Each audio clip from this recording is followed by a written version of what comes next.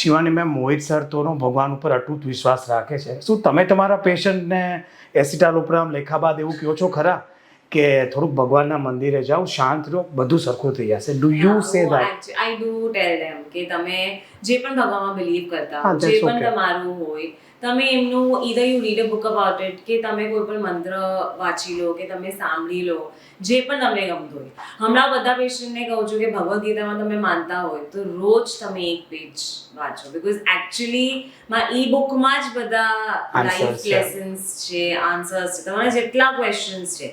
મે બી હું as a individual, as a person, as a psychiatrist બધું answer નહીં કરી શકું, પણ એ બુક કરી શકશે. તો તમે અગર ઈ ઇન્કોર્પોરેટ કરશો ને તો તમારા લાઈફના અડધીથી વધારે ચિંતાઓ દૂર થઈ જશે. ક્વેશ્ચન્સ તો બહુ છે, but will stop here. Shivani Shah Goyal ma'am, thank you so much. Mohit sir, it was pleasure.